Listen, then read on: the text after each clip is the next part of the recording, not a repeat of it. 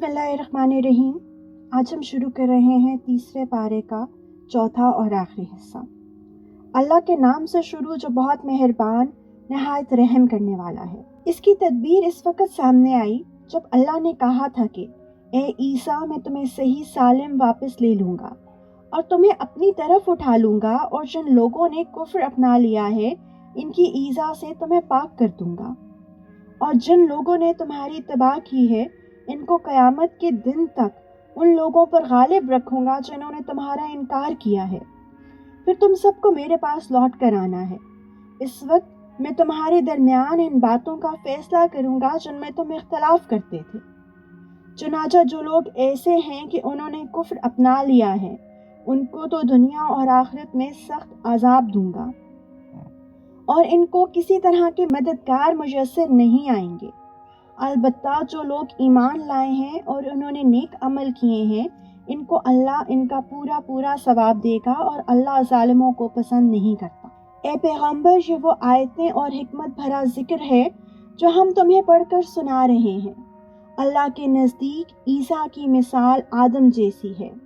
अल्लाह ने इन्हें मिट्टी से पैदा किया, फिर इनसे कहा हो जाओ, बस वो हो गए।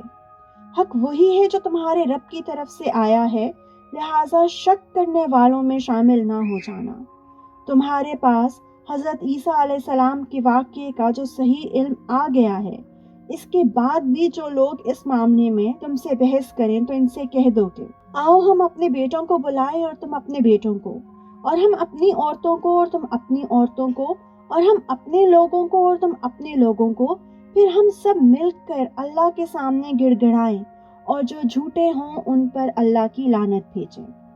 यकीन जानो कि वाक़यात का सच्चा बयान यही है, और अल्लाह के सिवा कोई माबूद नहीं, और यकीनन अल्लाह ही है जो इक़्तिदार का भी मालिक है, हिकमत का भी मालिक। फिर भी अगर ये लोग मुंह मोड़ें तो अल्लाह मुफसिदों को अच्छी तरह जानता है। मुसलमानों, यहूद व नसारा से कह दो कि ए अहले किताब, एक ऐसी बात की तरफ आ जाओ जो हम तुम में मुश्तरक हो, और वो ये कि हम अल्लाह के सिवा किसी की इबादत ना करें और इसके साथ किसी को शरीक ना ठहराएं, और अल्लाह को छोड़कर हम एक दूसरे को रब ना बनाएं। फिर भी अगर वो मुंह मोड़ें तो कह दो, गवाह रहना कि हम मुसलमान हैं। ए अहले किताब, तुम इब्राहीम के बारे में क्यों बहस करते हो? हालांकि तौरात और इंजील इनके बाद ही तो नाजिल हुई थीं। क्या तुम्हें इतनी भी समझ नहीं है? देखो, ये तुम ही तो हो जिन्होंने उन मामलात में अपनी सी बहस कर ली है जिनका तुम्हें कुछ इल्म ना था। अब इन मामलात में क्यों बहस करते हो जिनका तुम्हें सिरे से कोई इल्म ही नहीं है? अल्लाह जानता है और तुम नहीं जानते। इब्राहीम ना यहूदी थे ना नसरानी, बल्कि वो तो सीधे सीधे मुसलमान थे और शिर्क करने वालों में कभी शामिल नहीं हुए। इब्राहीम के साथ ताल्लुक के सबसे ज्यादा हकदार वो लोग हैं जिन्होंने इनकी पैरवी की। नीज ये नबी आखिरुज़्ज़मान सल्लल्लाहु अलैहि वसल्लम और वो लोग हैं जो इन पर ईमान लाए हैं, और अल्लाह मोमिनों का कारसाज है। मुसलमानों, अहले किताब का एक गिरोह ये चाहता है कि तुम लोगों को गुमराह कर दे, हालांकि वो अपने सिवा किसी और को गुमराह नहीं कर रहे, अगरचे इन्हें इसका एहसास नहीं है। ए अहले किताब, अल्लाह की आयतों का क्यों इनकार करते हो, हालांकि तुम खुद इनके मनजानिब अल्लाह होने के गवाह हो। ए अहले किताब, तुम हक को बातिल के साथ क्यों गड़मट करते हो, और क्यों जानबूझकर हक बात को छुपाते हो? अहले किताब के एक गिरोह ने एक दूसरे से कहा है कि जो कलाम मुसलमानों पर नाजिल किया गया है, इस पर दिन के शुरू में तो ईमान ले आओ, और दिन के आखिरी हिस्से में इससे इनकार कर देना। शायद इस तरह मुसलमान भी अपने दीन से फिर जाएं, मगर दिल से उन लोगों के सिवा किसी की ना मानना जो तुम्हारे दीन के मुताबिक है। आप इनसे कह दीजिए कि हिदायत तो वही हिदायत है जो अल्लाह की दी हुई है। ये सारी बातें तुम इज्जत में कर रहे हो कि किसी को उस जैसी चीज यानी नबुव्वत और आसमानी किताब क्यों मिल गई जैसी कभी तुम्हें दी गई थी, या ये मुसलमान तुम्हारे रब के आगे तुम पर गालिब क्यों आ गए? आप कह दीजिए कि फजीलत तमाम तर अल्लाह के हाथ में है, वो जिसको चाहता है दे देता है, और अल्लाह बड़ी वसअत वाला है, हर चीज का इल्म रखता है।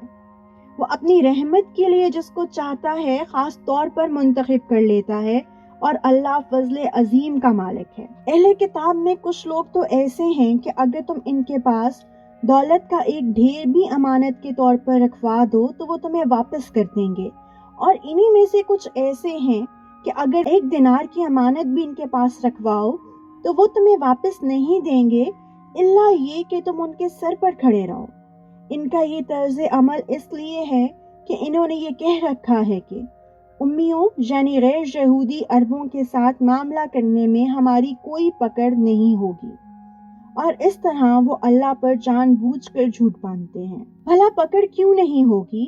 قاعدہ یہ ہے کہ جو اپنے عہد کو پورا کرے گا اور گناہ سے بچے گا تو اللہ ایسے پرہیزگاروں سے محبت کرتا ہے۔ اس کے برخلاف جو لوگ اللہ سے کیے ہوئے عہد اور اپنی کھائی ہوئی قسموں کا سودا کر کے تھوڑی سی قیمت حاصل کر لیتے ہیں، ان کا آخرت میں کوئی حصہ نہیں ہوگا، اور قیامت کے دن نہ اللہ ان سے بات کرے گا، نہ انہیں رعایت کی نظر سے دیکھے گا، نہ انہیں پاک کرے گا، اور ان کا حصہ تو بس عذاب ہوگا انتہائی دردناک۔ اور انہی میں سے ایک گروہ کے لوگ ایسے ہیں جو کتاب یعنی تورات پڑھتے وقت اپنی زبانوں کو مروڑتے ہیں تاکہ تم ان کی مروڑ کر بنائی ہوئی اس عبارت کو کتاب کا حصہ سمجھو، حالانکہ وہ کتاب کا حصہ نہیں ہوتی، اور وہ کہتے ہیں کہ یہ عبارت اللہ کی طرف سے ہے، حالانکہ وہ اللہ کی طرف سے نہیں ہوتی، اور اس طرح وہ اللہ پر جانتے بوجھتے جھوٹ باندھتے ہیں۔ یہ کسی بشر کا کام نہیں کہ اللہ تو اسے کتاب اور حکمت اور نبوت عطا کرے اور وہ اس کے باوجود لوگوں سے کہے کہ اللہ کو چھوڑ کر میرے بندے بن جاؤ۔ اس کے بجائے وہ تو یہی کہے گا اللہ والے بن جاؤ، کیونکہ جو کچھ تم کتاب پڑھاتے رہے ہو اور جو کچھ پڑھتے رہے ہو اس کا یہی نتیجہ ہونا چاہیے۔ اور نہ وہ تمہیں یہ حکم دے سکتا ہے کہ فرشتوں اور پیغمبروں کو خدا قرار دے دو۔ جب تم مسلمان ہو چکے تو کیا اس کے بعد وہ تمہیں کفر اختیار کرنے کا حکم دے گا؟ اور ان کو وہ وقت یاد دلاؤ جب اللہ نے پیغمبروں سے عہد لیا تھا کہ اگر میں تم کو کتاب اور حکمت عطا کروں، پھر تمہارے پاس کوئی رسول آئے تو جو اس کتاب کی تصدیق کرے جو تمہارے پاس ہے تو تم ضرور اس پر ایمان لاؤ گے اور ضرور اس کی مدد کرو گے۔ اللہ نے ان پیغمبروں سے کہا تھا کہ کیا تم اس بات کا اقرار کرتے ہو اور میری طرف سے دی ہوئی یہ ذمہ داری اٹھاتے ہو؟ انہوں نے کہا تھا ہم اقرار کرتے ہیں۔ اللہ نے فرمایا تو پھر ایک دوسرے کے اقرار کے گواہ بن جاؤ اور میں بھی تمہارے ساتھ گواہی میں شامل ہوں۔ اس کے بعد بھی جو لوگ ہدایت سے منہ موڑیں گے تو ایسے لوگ نافرمان ہوں گے۔ کیا اب یہ لوگ اللہ کے دین کے علاوہ کسی اور دین کی تلاش میں ہیں؟ حالانکہ آسمانوں اور زمین میں جتنی مخلوقات ہیں ان سب نے اللہ ہی کے آگے گردن جھکا رکھی ہے، کچھ نے خوشی سے اور کچھ نے ناچار ہو کر، اور اسی کی طرف وہ سب لوٹ کر جائیں گے۔ کہہ دو کہ ہم ایمان لائے اللہ پر اور جو کتاب ہم پر اتاری گئی اس پر اور اس ہدایت پر جو ابراہیم، اسماعیل، اسحاق، یعقوب اور ان کی اولاد پر ان کے پروردگار کی طرف سے اتاری گئی، اور ان باتوں پر جو موسیٰ، عیسیٰ اور دوسرے پیغمبروں کو عطا کی گئیں۔ ہم ان پیغمبروں میں سے کسی کے درمیان کوئی فرق نہیں کرتے اور ہم اسی ایک اللہ کے آگے سر جھکائے ہوئے ہیں۔ جو کوئی شخص اسلام کے سوا کسی اور دین کو اختیار کرنا چاہے گا تو اس سے وہ دین قبول نہیں کیا جائے گا، اور آخرت میں وہ ان لوگوں میں شامل ہوگا جو سخت نقصان اٹھانے والے ہیں۔ اللہ ایسے لوگوں کو کیسے ہدایت دے جنہوں نے ایمان لانے کے بعد کفر اختیار کر لیا، حالانکہ وہ گواہی دے چکے تھے کہ یہ رسول سچے ہیں اور ان کے پاس اس کے روشن دلائل بھی آ چکے تھے۔ اللہ ایسے ظالموں کو ہدایت نہیں دیا کرتا۔ ایسے لوگوں کی سزا یہ ہے کہ ان پر اللہ کی، فرشتوں کی اور تمام انسانوں کی پھٹکار ہے۔ اسی پھٹکار میں یہ ہمیشہ رہیں گے، نہ ان کے لیے عذاب ہلکا کیا جائے گا اور نہ انہیں کوئی مہلت دی جائے گی۔ البتہ جو لوگ اس سب کے بعد بھی توبہ کر کے اپنی اصلاح کر لیں تو بے شک اللہ بہت بخشنے والا مہربان ہے۔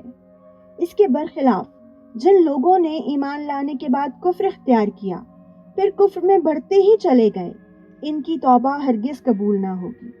ایسے لوگ راستے سے بالکل ہی بھٹک چکے ہیں۔ جن لوگوں نے کفر اپنایا اور کافر ہونے کی حالت میں ہی مرے، ان میں سے کسی سے پوری زمین بھر کر سونا بھی قبول کیا نہیں جائے گا، خواہ وہ اپنی جان چھڑانے کے لیے اس کی پیشکش ہی کیوں نہ کرے۔ ان کو تو دردناک عذاب ہو کر رہے گا اور ان کو کسی قسم کی مدد میسر نہیں آئیں گے۔